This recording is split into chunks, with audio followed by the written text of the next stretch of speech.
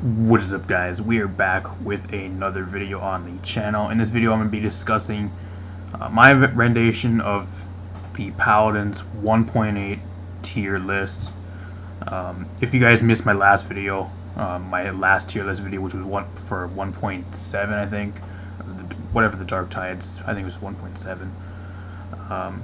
Please go watch that video before you watch this one. That'd be great. I'll have a link to that.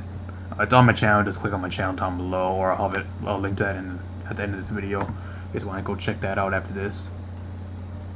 Pretty much most of the stuff I say in that video is going to have some correlation to my thoughts and my rendition on the tier, the 1.8 tier list for this video.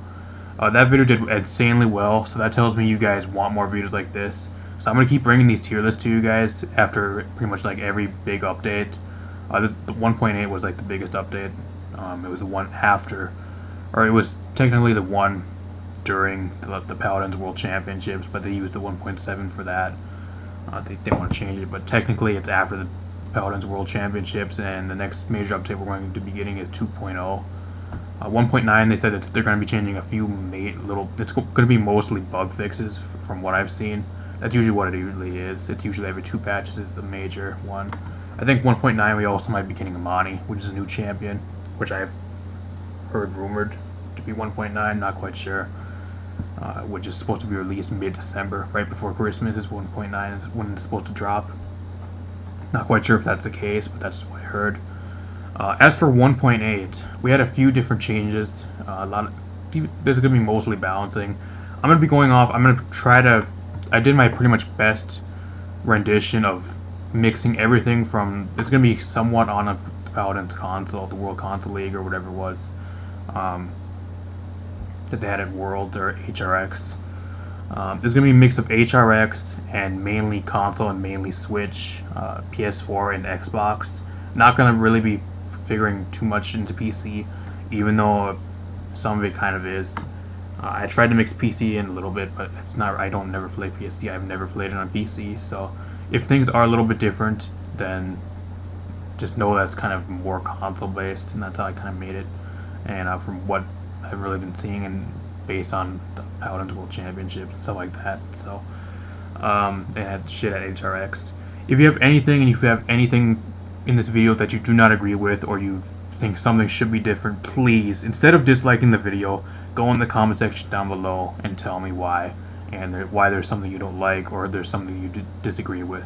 Please and thanks. I don't know, the last video I got so many dislikes because somebody didn't agree with stuff and they never told me why. But it's like, bro, you go and dislike the video and you don't even tell me why. How am I supposed to change or take into consideration something that I may have overlooked? I don't know. People these days, whatever. I'm gonna get right into it. I gotta make sure I keep recording because my shit keeps shutting off during recording. So, first time I'm recording this at least, so we'll see if it works. S tier had a big change in my opinion.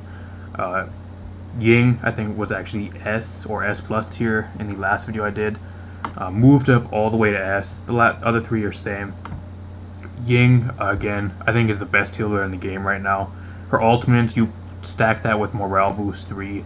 You legit have an ultimate every time your team wants to make a huge comeback or a huge push during your siege. You see Ying pretty much in every ranked match. If you're looking for a healer, Ying is your #1 priority, especially if Ying is not picked like within like the first 3 or 4 picks, and you need a good healer for your team. Pick up Ying. Ultimate is a game changer. With Morale Boost 3, like I said, it charges so quick. She's able to do so much healing. She gives the team so much versatility. Dimensional Link is great. Great for throwing off your opponent. Say you're getting shot at, use that Dimensional Link.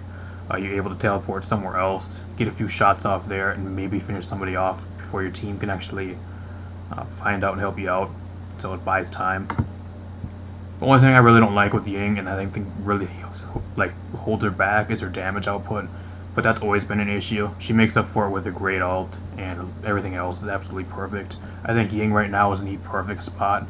They don't need to touch Ying ever again, at least for the long time future. She's in a perfect spot right now, and I think she deserves best healer in the game. As for S tier, we had actually SS was Androxus. Androxus actually dropped down to S plus. You guys know why. My pretty much thing about it is because they pretty much stripped Androxus of his best ability. They got rid of the 50% headshot bonus on head to roll, and they changed it into Cursed Cylinder, which is actually just you get 9 bullets in your clip. That's really all it is when you really don't need 9 bullets. Androxus took a huge hit there. Granted, you can still get that extra damage. You get, I think it's instead of 520, you get a, I think it's a 200 bonus damage for a headshot. So,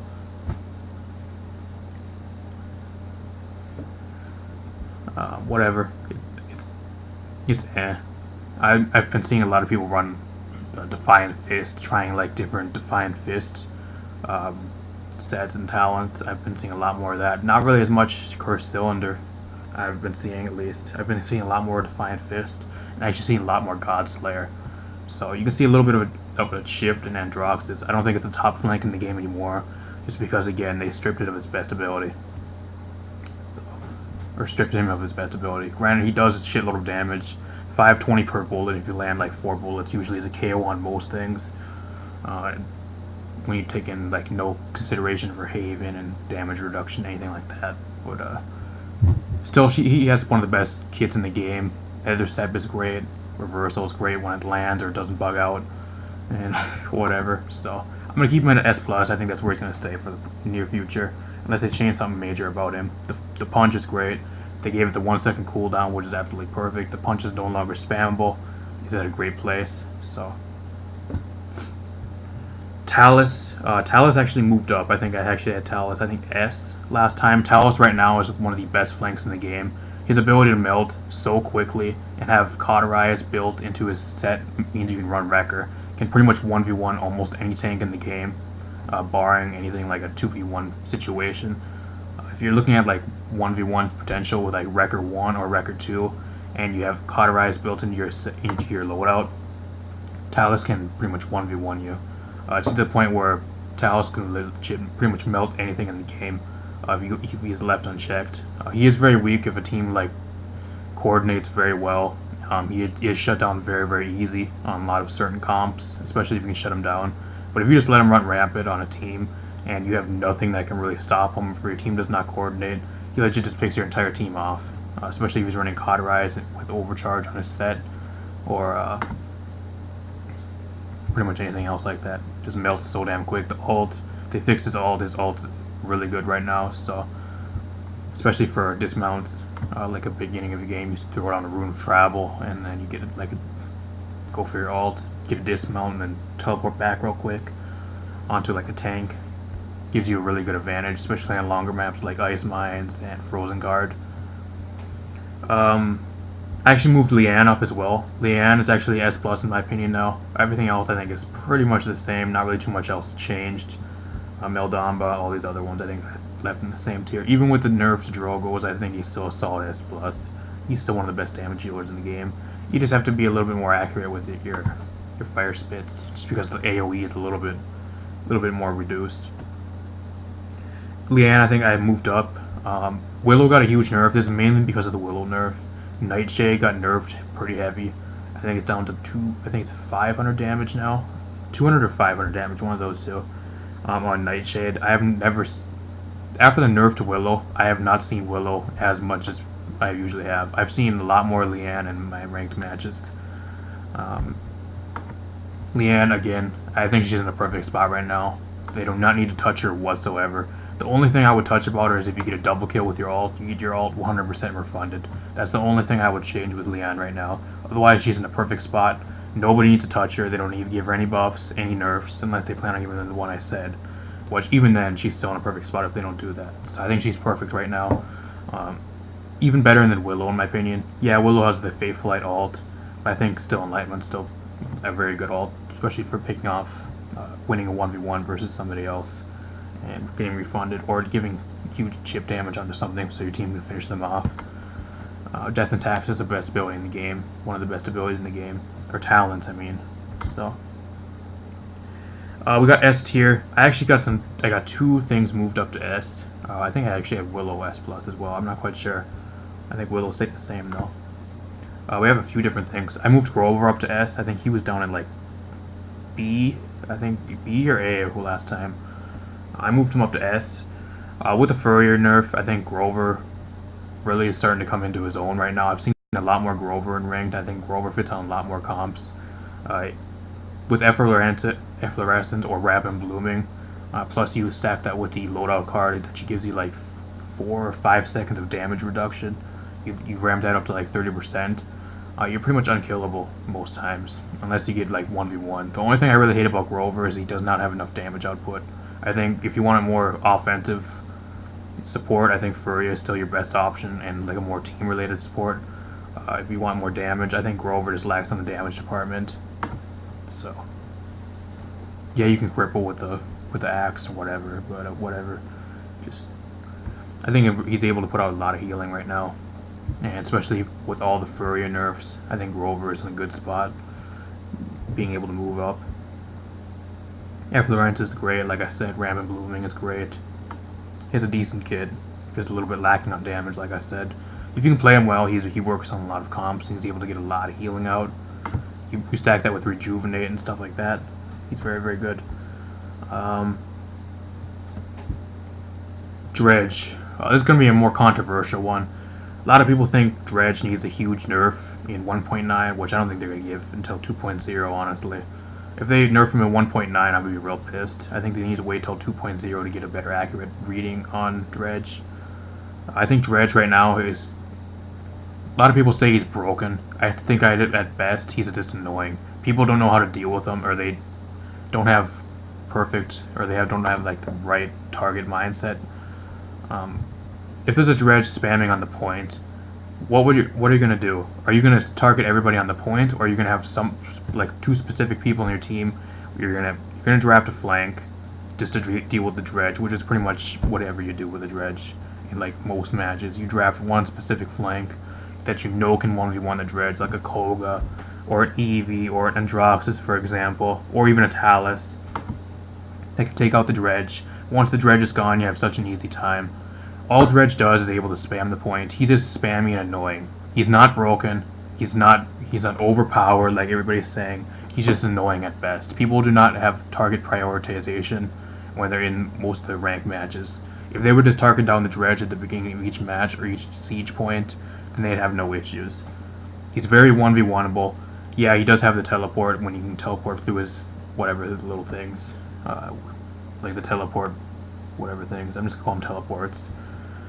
He can teleport away, but usually they don't set their teleports up very far away, unless you have him sneaking into the back line and setting him up one back there. But he moves so slow, if you let him get to the back line and set up a teleport thing there, then that's kind of your own fault, because he just moves so slow.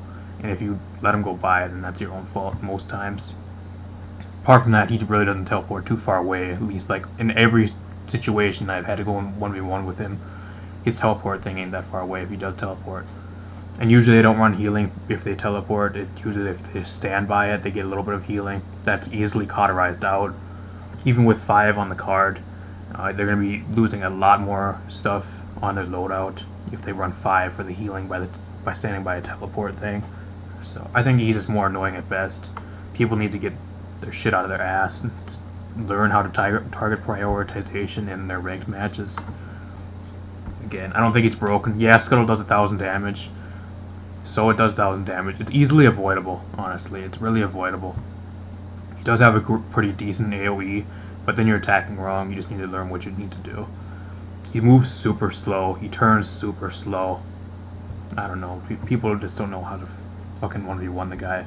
I feel bad for him. But apart from that, he's absolutely great. He's really good. That's why I moved him up. He's actually even better than Bomb King right now, just for his spam ability and having no drawback to being able to spam, and people not even know how to deal with him properly. That's the reason why I kind of moved him up. Evie, moved Evie up just because she's really good, and with the introduction of gyro controls, even on console, she's even better. I've seen a lot more Evie. She's very hard to deal with, especially if you have a really good Evie player with Wormhole or even Snow Globe. Snow Globe is actually very situational, but it does work on certain maps. Especially with gyro controls, she's insanely better. Really, really good with gyro controls. If you guys have not test out your gyro controls with Evie, I suggest you give him a shot because she is so much better. That's why I kind of moved her up. She's just really, really good. She's almost unkillable if you really can't like do anything about her. Constantly teleporting around and with the wand and everything. Everything down here, you could make an argument that you can send Kinessa down to A tier. I still think Kinessa has her uses on certain tracks. I think Serpent Beach is a great map for her. Strix, on the other hand, really doesn't have that good of time on that map. I don't know, it's usually situational for these two snipers in the game. I'm just going to leave them at A+. You could say I can move them down to A, Kinessa down to A because of the huge Eagle Eye nerf. Just going to leave it the way it is. I don't think it's really worth. I still think they're both equally good and just have different map variants and different locations where they're better than each other. This tier actually moved, I think, Pip up as well. Pip is actually a very, very good off healer and a very, very good offensive damage dealer. You can actually use Pip as a flank or even a damage dealer. I actually have been testing out Pip and using a lot of Pip lately, especially with the new Pepper skin, which is an insane skin, by the way. One of the best skins that they released to date.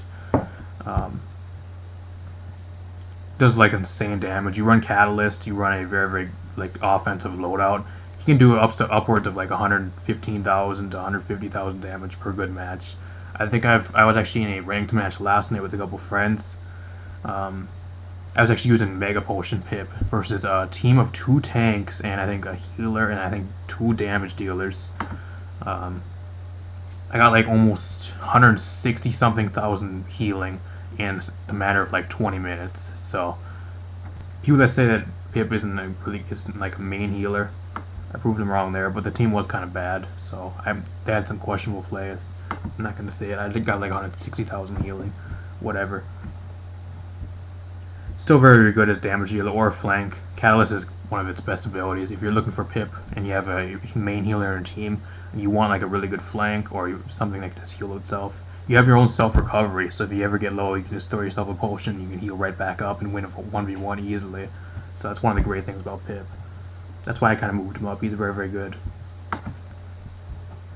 I actually moved Skye up. This is going to be questionable, but I think Skye has a very, very kind of niche kind of role right now. Deliberate is probably her best ability right now. I have never seen myself even using the Smoke Cloud one. I think that's kind of a useless ability, honestly. Preparation is decent versus teams of squishies and DPS, mostly. And then you have, I think it's Surprise Attack, which is decent. I think Deliberate versus teams of dual tanks and like dual healers, honestly really good. You're just able to just kill them so quickly, especially with your help of your team. Like you can 1v1 most tanks, honestly. I think the only tanks you can't 1v1 are Terminus, and I think Fernando, and you have a little bit of trouble 1v1ing. Apart from that, I'm not quite sure. I guess Inara, she puts on like the whatever thing, but the cripple thing, whatever that is.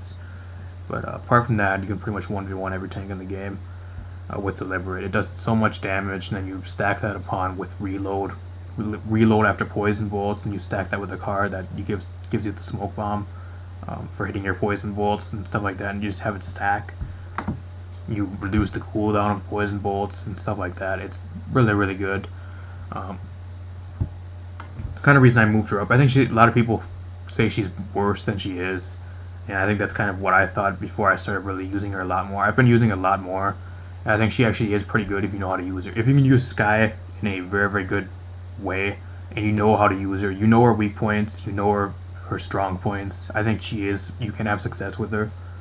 But she's just not for everybody, and there's better options most games. I think that's what her real issue is, honestly.